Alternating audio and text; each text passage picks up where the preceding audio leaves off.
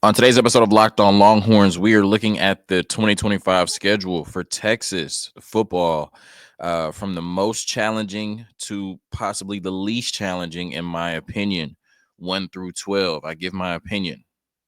I just said that. Today's episode of Locked On Longhorns.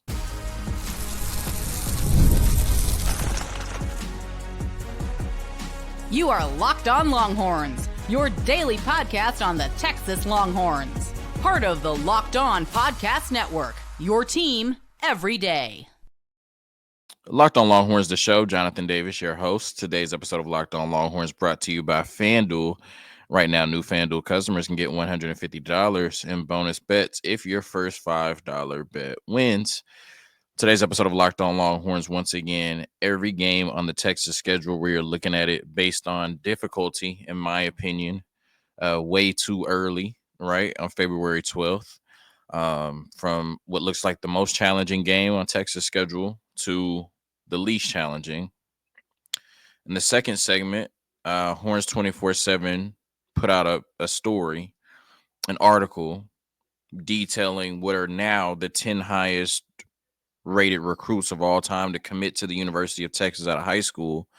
And two of them are on this 2025 team. Jonah Williams and Arch Manning are two of the 10 highest rated recruits ever to commit to the University of Texas out of high school.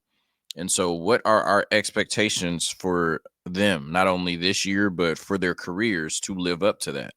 And then in the last segment, the Texas basketball team, my bold prediction did not go well. They not only lost to Alabama, they lost by 20 points at home. Rodney Terry got booed, which is not a great night for Texas basketball. So we discussed that in the last segment. All of that and more on today's episode of Locked On Longhorns, part of the Locked On Podcast Network, your team every day. So we're looking at the Texas schedule in 2025, and the narrative or the story in 2024 was that Texas had a cupcake schedule, right? Especially the SEC slate, that they were gifted the easiest SEC schedule of all time. They didn't play like 5 of the 6 top teams in the SEC, which statistically was correct. Then, Michigan ended up not being good. So, that's a game that you would be able to, say that we played a tough out of conference opponent, but Michigan barely ended up over 500, right? So, just a lot of narratives, a lot of talk about Texas. And, what bothered me was that people tried to use it to say Texas wasn't a good team, right? Like maybe Texas didn't have the toughest schedule. But once again, Texas was one of the last 4 teams standing because they're still a really good team, They played a lot of backup quarterbacks, things like that. But, like 2 things can be true. This year, it looks a little bit tougher, right? Just more road games, some teams that should be better than they were last year, even though you're playing the same programs. It looks a little bit more daunting, right? And so now we look at this schedule going into 2025, and, I try to kind of parse the schedule between the most difficult games and some of the least difficult. Now, I will say that I'm somewhat of an expert on the Texas Longhorns. I'm not an expert on any of these teams on the schedule. So, this is just kind of going off of the top of my head, what I've seen and what I know, who they have returning, and what I think these programs will look like in 2025. So I believe the toughest game on Texas schedule next year will be at Georgia. And the reason I picked them over Ohio State is because, one, you have all offseason to prepare for the Ohio State game. It's the first game of the season, right? So, I mean, you're coming in fresh, first game, no injuries. Obviously, let me knock on wood. Anything can happen in training camp, but in the off season. But you're coming in fresh, first game of the season. You have all off season to prepare. So, I think that this game against Ohio State, compared to Georgia, where you're in the middle of your football schedule, you're in the middle of your SEC schedule, I think that would make Georgia somewhat of a tougher game. 2, when I'm looking at the Georgia game, is on the road. And at least what we've seen thus far, it looks like Kirby Smart somewhat has Steve Sarkisian's number. Now, you're coming into this game with an advantage because you have a mobile quarterback. And we've seen in recent years, these are just a few examples, but Jackson Dart last year at Ole Miss, Jalen Milroe a few times at the University of Alabama, Jalen Hurts at the University of Alabama, even Tua at times, that Kirby's defense, because he plays so much man coverage, can struggle against a mobile quarterback, right? And now you have Arch who can take advantage of that, where Quinn Ewers couldn't. So you have somewhat of an advantage in that regard. But then also, when I look at Georgia, even though I don't have the most faith in Gunnar Stockton at the quarterback position, I'm not sure if he's going to end up being their starting quarterback. I don't think they lost what Ohio State lost, right? Jalen Walker, Michael Williams, Malachi Starks, really, really good players. But outside of that, pretty much everybody for Georgia is returning. And what we've seen from Kirby Smart since 2017, 2018 is he can reload, especially on that defense. That defense is still going to be really, really good, even though you lost three, really good NFL players. And then on offense, they brought in Zach Branch, Noah Thomas. They're going to be really good at the wide receiver position. Um, running back, they got two really good running backs that they've had. Like, this is going to be a really good football team still. I think Texas might be more talented when they walk in that game, but they probably were in the two matchups last year, and that didn't matter against Georgia. So I just think being in the middle of your schedule, I think Kirby Smart having less, to kind of reload from last year, or losing less than Ohio State did, and that game being in the middle of your schedule on the road in Athens, I think that's going to be a tough game for the Texas Longhorns, even though I think you come in with an advantage having a mobile quarterback that you didn't have last year. And then I go to Ohio State, right? And I think the reason that Ohio State is still very tough game on your schedule, is just because you lost so much. Like I said, this was a team that on the Pro Football Focus top 101 players in college last year had 12 of them. They had over 10% of the top 101 players in college football on one team, which you lost almost your entire defensive line. You lost your star linebacker. You lost one of your safeties. You lost one or two offensive linemen. You're losing, Will Howard, Amika Ibuka, Travion Henderson, Quinshawn Judkins. You're just losing a lot. Now, you still come into this game, with Caleb Downs, one of the best defensive players in the country. You still come into this game with 3 5-star receivers and Jeremiah Smith, Brandon Ennis, and Carnell Tate, if not more, right? So this is still going to be a very talented Ohio State team. But like I said, when you're trying to replace that many NFL players, I don't think it's going to be a Michigan situation. I think Ohio State is still going to be really good. But when you're trying to replace that many NFL players, including your quarterback, like I said, I mean, running back, offensive line, defensive line, it's just a lot, and that feels like a once in a lifetime Ohio State roster. They're going to have a lot of talent next year. They're still going to be a really good football team. But will they be the football team they'll be at the end of the season in week one? I don't think so. I think Texas just comes in with a lot. They just lost their defensive coordinator. I think Ohio State did. I think Texas comes in with a lot of continuity on the coaching staff, a lot of continuity on the roster, even though they're losing some really good players. I think they'll be in a better position than Ohio State in week one. Once again, especially losing essentially that whole roster that was dynamic. Still have some really good players. They always will. It's Ohio State. But I think at least to start the season, they'll be a little bit of a shell of themselves that they were last season. Because like I said, that's a once in a lifetime type of roster, even at Ohio State. So I have them at number 2. And like I said, Texas has all offseason to prepare for the first game. And I think they go up to Columbus and get a big road win like they did against Michigan, albeit against a little bit of better team. Florida, I got at number 3, right? This game is at Florida in the Swamp. We don't know what time the game will be. I think if it's at night, it's going to be even tougher. Nonetheless, regardless, it's going to be a tough matchup for Texas. And I think the biggest reason for that is because DJ Lagway is going to be one of the best quarterbacks in college football. And so when you have a quarterback of that level playing on the road in that type of environment in the Swamp, one of the toughest places to play, it's going to be a very tough game for the Texas Longhorns, because we've seen what DJ Lagway can do when he's healthy, right? And then we saw just the rest of that team. There's a lot of talent on it. Still the University of Florida, how hard that team was playing for Billy Napier. And I think this is a team that can very well be a 9-10 win team in the SEC next year. I think this is a team, with another year of DJ Lagway, especially healthy, that can get into the playoffs, be a dark horse playoff contender. So I got them at number 3. I think this is going to be a very tough game for the Longhorns on the road against, Florida. I think DJ Lagway shows out in that game, a Texas kid against the University of Texas. He didn't get to play against them this year. It's a lot of talent on that team on offense and defense. I think it's going to be a really good game. I think Texas will win but it's going to be very tough. And I got them at number 3 in the swamp against Florida. Number 4, I got Texas A&M, right? You got Marcel Reed coming back, Le'Veon Moss coming back, Ruben Owens coming back. You did lose Noah Thomas at wide receiver, but you brought in Micah Hudson. Don't know what's going on with that situation, but we're the last game of the season, so I'm sure Mike Hudson will be back.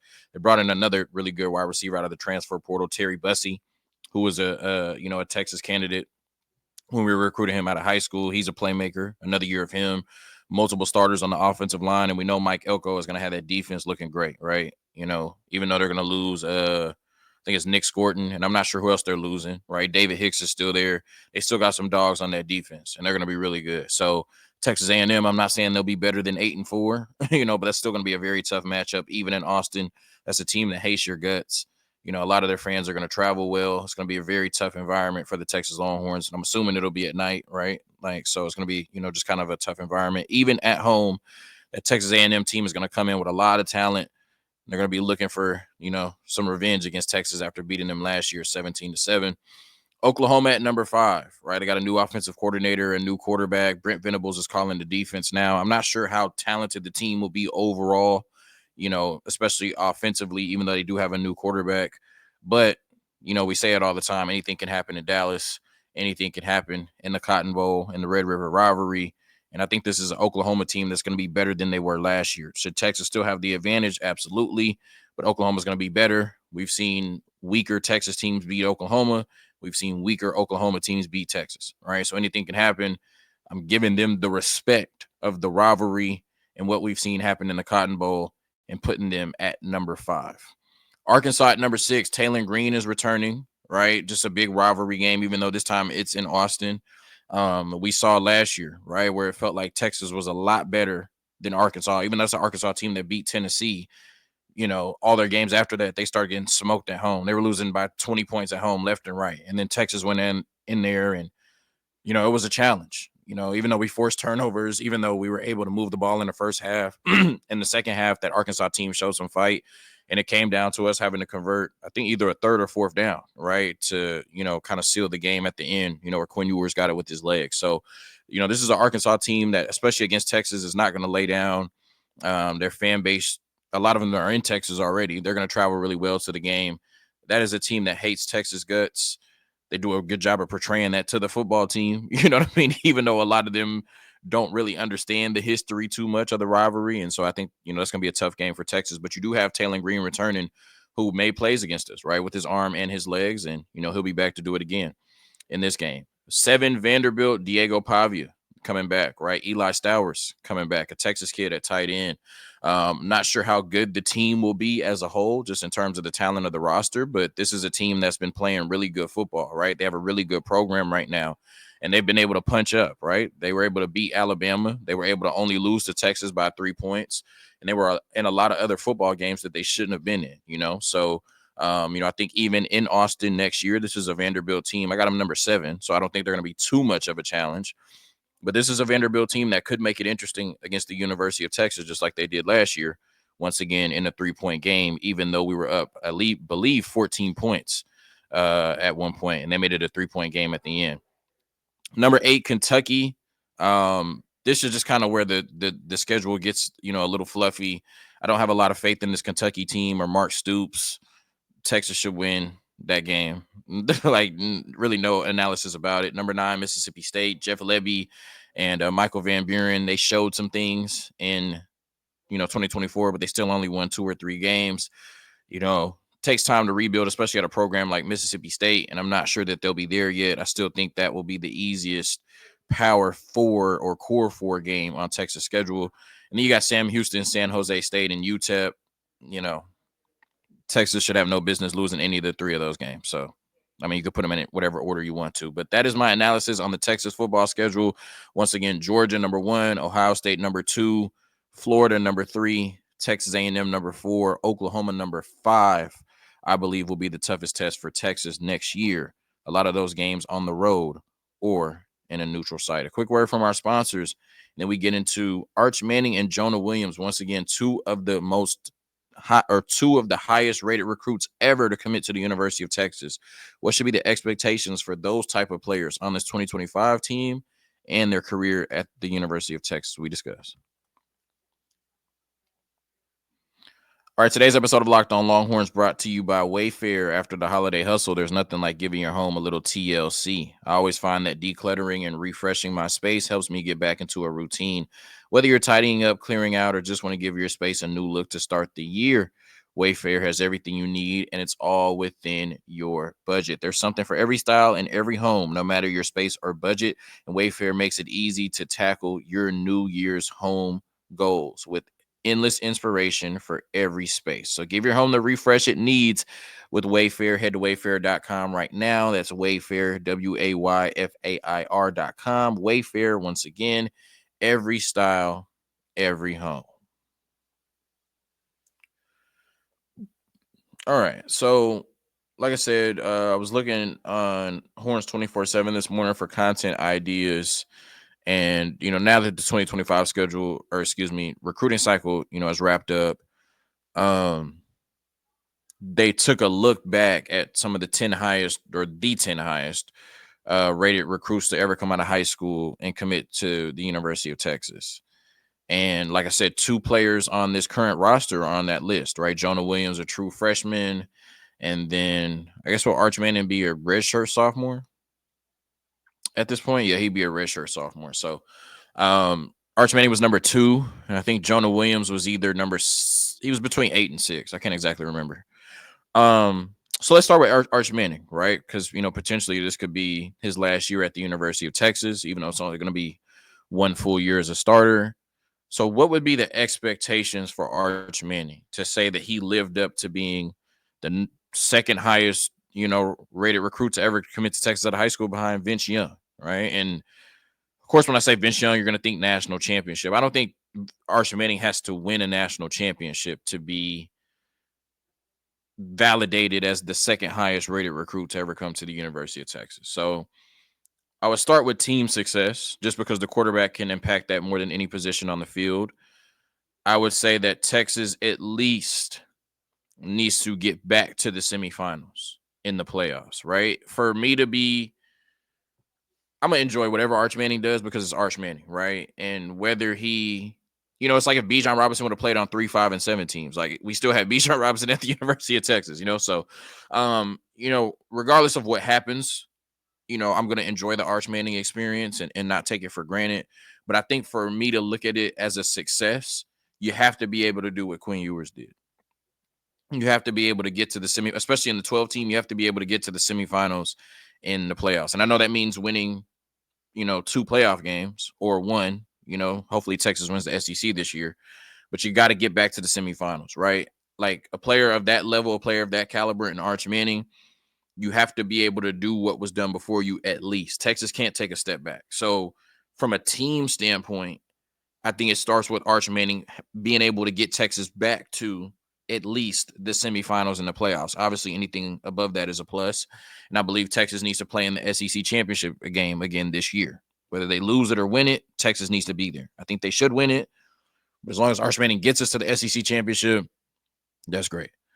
I think for him to live up to being that number 2 rated recruit of all time, I think that he needs to not only have the ability to take over games with his arm and his legs, I think he actually needs to do that statistically, right? Like I think there needs to be at the end of the season, we look at Arch Manning and it's like, oh, damn, he threw for 3,500 plus yards.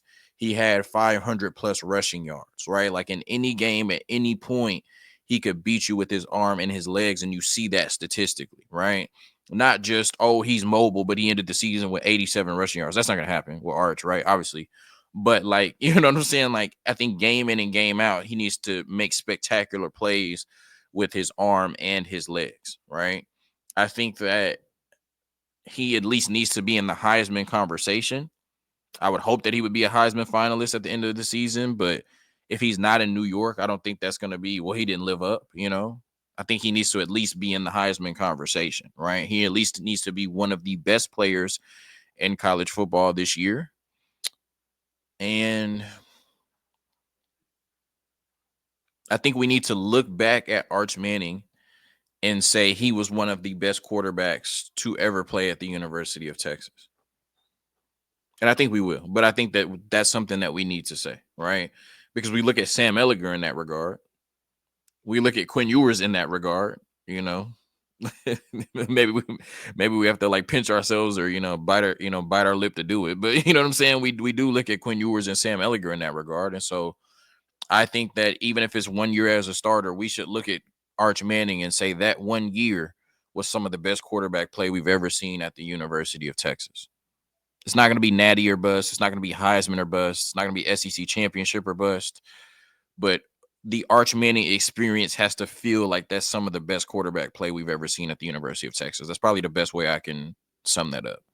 Jonah Williams, I think it's a little bit harder to quantify how a safety can live up to being a top, 10 recruit of all time to commit to Texas.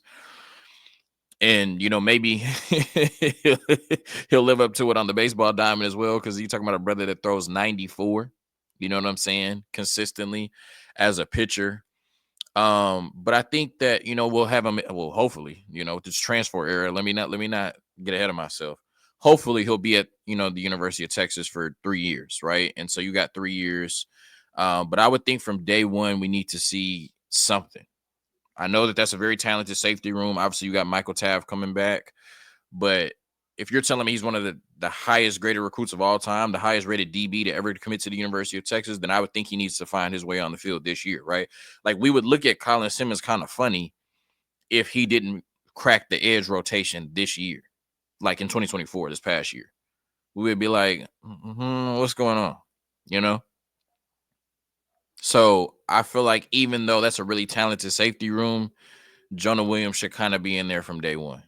And I think to live up to, being one of the highest graded recruits of all time to commit to Texas, I think he needs to have like a Caleb Downs type impact. And not Caleb Downs helped a team win the national championship. But once again, from the moment that Caleb Downs stepped on the field, you were like, that's one of the best defensive players in college football. Just like Colin Simmons, from the moment he stepped on the field, you were like, that's one of the best defensive players in college football.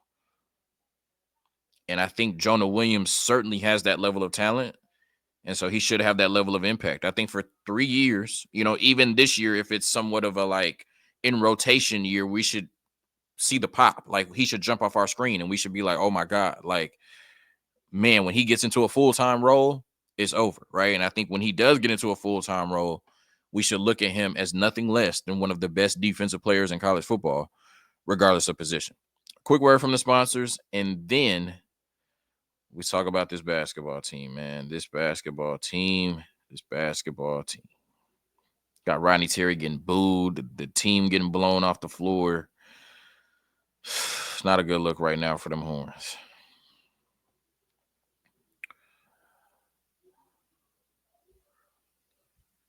All right, so talking about Texas basketball, I made a bold prediction, yesterday. I said their backs were against the wall. They were going to come out and find a way to beat Alabama. And Alabama ran them off the floor.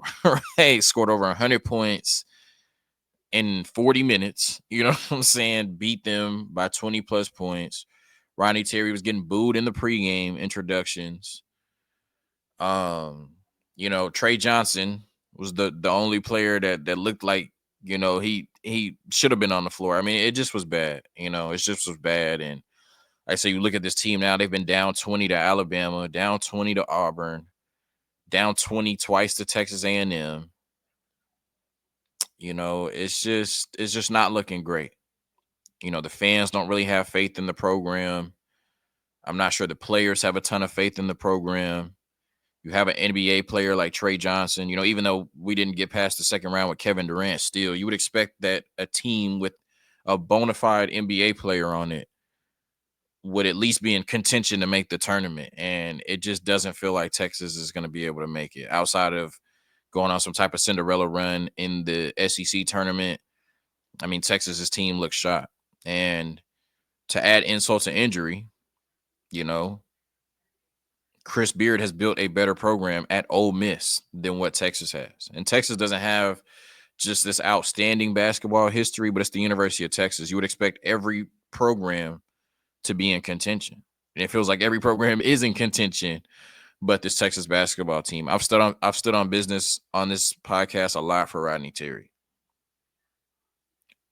I have advocated a lot for Rodney Terry on this podcast, and I still think he's a really good man, and I think he's a good coach. He just may not be the right coach for the University of Texas, because at the end of the day, maybe you weren't ready for the SEC. I'm not sure, but it just, these games don't feel competitive. It doesn't even feel like you can go into these games and feel like Texas has a chance. Like it almost feels like Texas is the laughing stock of the SEC in basketball, and they're not, but it kind of feels that way. Like you're going into these games hoping for a win, right? And that shouldn't be the case. It just feels like the team is outmatched, but there's a lot of talent on it. And frankly, as much as I love him, I feel like Rodney Terry is a little bit outmatched as well. So, um, yeah, I just think CDC has to take a long, hard look at this. It's still the University of Texas. It can be a very good basketball program. You have all the resources in the world to make it a very good basketball program. Obviously, players like Trey Johnson will still come to the University of Texas, but you got to be competitive. You see what the women's basketball team is doing. They're a national championship contender. And like I said, Texas, the University of Texas, is in danger of not making a 64 team tournament at the end of the season. Let that sink in. The University of Texas is in danger of not making a 64 team tournament at the end of the season. You just might not have the right guy at this point. Thank you for tuning in to another episode of Locked On Longhorns, part of the Locked On Podcast Network. Your team every day. Hook 'em. Peace.